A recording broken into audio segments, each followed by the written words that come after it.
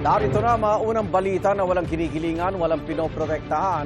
Noon at ngayon, serbisyong totoo na hatid ng GMA News.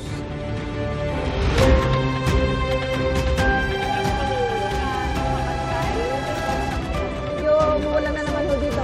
Unang balita!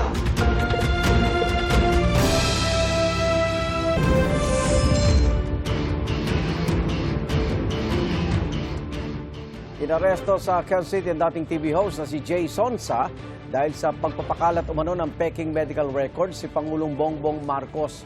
Ayon sa National Bureau of Investigation, inaresto si Sonsa sa bisa ng warrant of arrest para sa kasong unlawful use of means of publication and unlawful utterances. Sinailalim siya kagabi sa booking procedure sa NBI headquarters.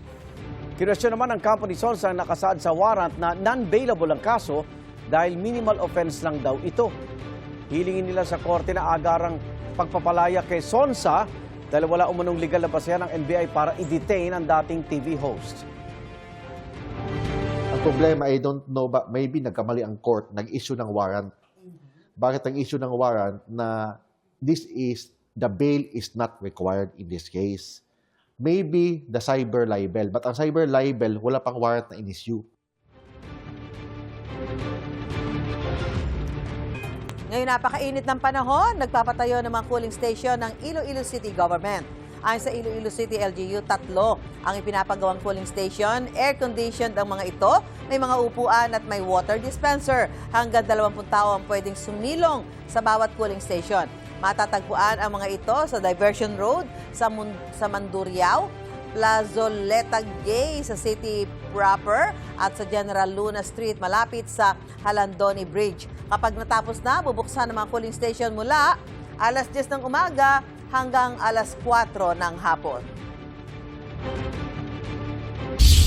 Nakaambang tumaas ng hanggang 4 na piso ang kada litro ng diesel at mahigit 3 piso kada litro naman sa gasolina sa susunod na linggo. Dahil sa patuloy na pagtaas ng mga presyo ng mga bilihin, hiling ng ilang manggagawa na aprubahan na ang mga petisyon para sa dagdag sahod. May unang balita si Ian Cruz. Pagmahal ng bigas at iba pang pagkain na sinabayan ng dagdag singil sa kuryente sa gitna ng mahal pa ring presyo ng langis. Sabay-sabay ang dagdag gastos, kaya kailangang maghigpit ng sinturon ng mga minimum wage earner gaya ni Joe. Matagal na raw siyang naglalakad papasok sa trabaho para makatipid at nang sumipa pa ang presyo ng bilihin dahil sa fuel crisis, uling na ang panluto nila sa bahay. Yung hirap ng kalagayan ng ngayon eh. Una-una sa mga bilihin. Tapos panggastos araw-araw. Tapos pambayad ng mga billings po. Tapos yung pamasahe pa ng mga bata. Dagdag sahod din ang hiling ng minimum wage earner na si Rica. Okay po kung 500 to 800 po kung itataas. Enough na rin po siguro yun para sa mga nasa unti lang yung pamilya. July 18, 2025, ipinatupad ng 50 pesos na dagdag sa daily minimum wage ng mga manggagawa sa NCR, kaya naging 695 pesos ang arawang kita ng mga karaniwang manggagawa at 658 pesos para sa agri-workers at small retail workers. Pag-aaralan ng Regional Tripartite Wages and Productivity Board ng NCR kung sapat pa ba ang sweldo ng mga manggagawa sa rehiyon. July 18, maaari na magkaroon ng bagong wage order. And 60 days before the issuance of the wage order, meron ho yung review. Ayon sa DOLE, may 16 na petisyon para sa aumento sa sahod sa Metro Manila. Meron hong bago 1,200.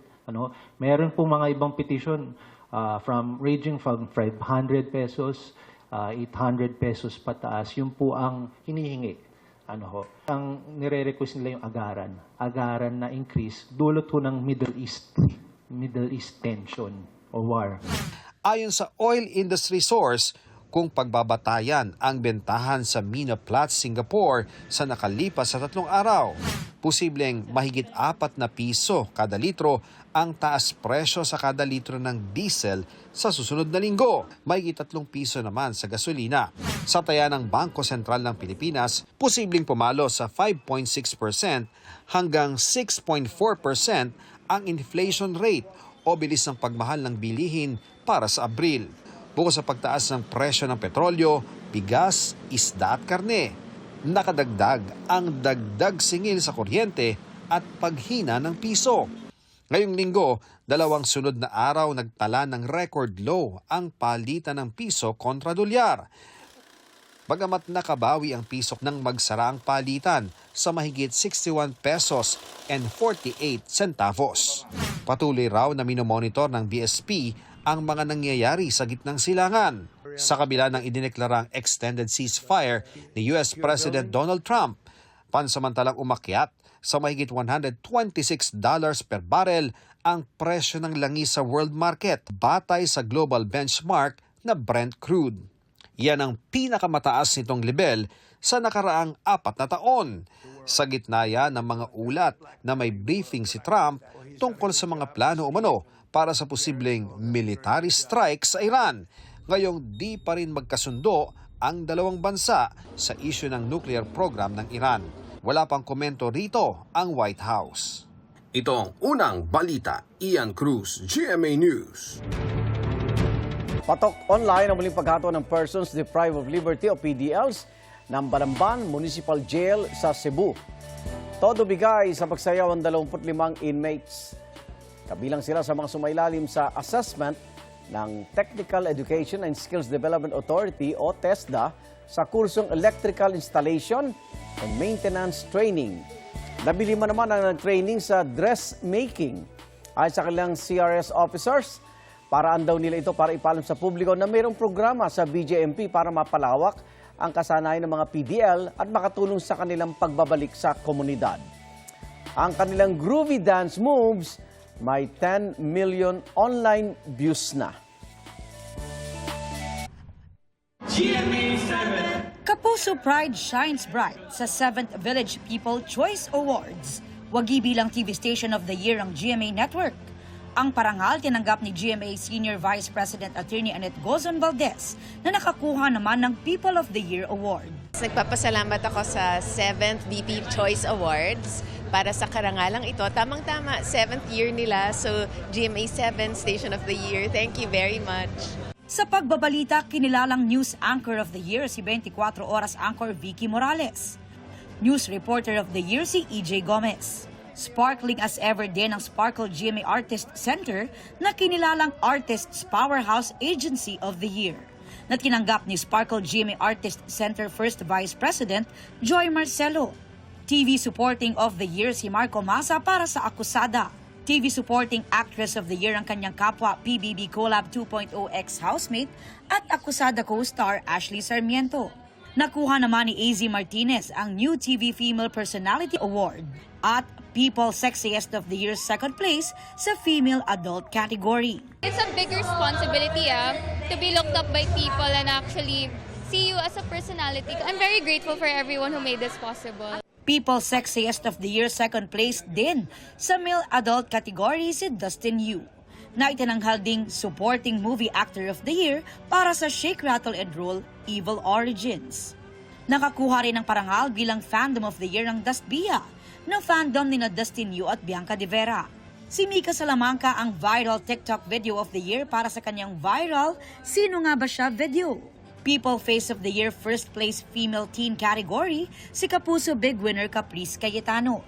Sobrang nakakatuwa po at syempre na-appreciate ko po lahat ng nag-vote sa akin, lahat po ng nagmamahal sa akin. Kaya thank you so much po sa inyong lahat. People Face of the Year first place male teen si Heath Hornales. People Face of the Year first place male adult si Will Ashley. At People Face of the Year second place sa male teen si Mad Ramos. VP Cover of the Year si Kelvin Miranda, habang VP Spotlight of the Year si Kayla Davis. Ito ang unang balita. Aubrey Carampel, GMA News. Pinabulaanan ng lokal na pamahalaan ng Quezon City ang aligasyon ng ilang residente na sadyang sinunog ang bahagi ng Nia Road sa Barangay Pinyahan kahapon. Base sa paunang investigasyon ng Bureau of Fire Protection, pagsusunog ng tanso sa isang abandonadong bahay ang naging sanhi ng apoy roon. Hiling ng QCLGU, huwag magpakalat ng maling impormasyon. Anila, Bago pa man ang sunog, nakipagpulong na ang LGU sa mga nakatira sa lugar at napag-usapan ang programang pabahay. Nakatuon daw sila sa pagbibigay ng tulong sa mga nasunugan. Ischemic heart disease ang pangunahing sanhi ng pagkamatay sa Pilipinas noong 2025 ayon sa Philippine Statistics Authority. Ito yung kakulangan ng blood supply sa puso dahil sa makipot na arteries o ugat. Batay sa datos ng PSA, halos 100 at 1,000 tao ang nasawi dahil dito mula Enero hanggang Oktubre ng nakaraang taon. Ayon sa American Heart Association, kabilang sa mga paraan para mabawasan ang tsansa magkaroon ng ischemic heart disease, maging physically active, umiwas sa paninigarilyo, magkaroon ng healthy diet at uminom ng gamot na inireseta ng doktor para sa high blood pressure, high cholesterol at diabetes. Kasunod ng sanhi ng pagkamatay ay ang neoplasm sa pagkakaroon ng tumor. Mahigit 58,000 naman ang namatay dahil dyan. Nasa listahan din ang cerebrovascular diseases gaya ng stroke at aneurysm. Sunod naman sa listahan ng pneumonia at diabetes.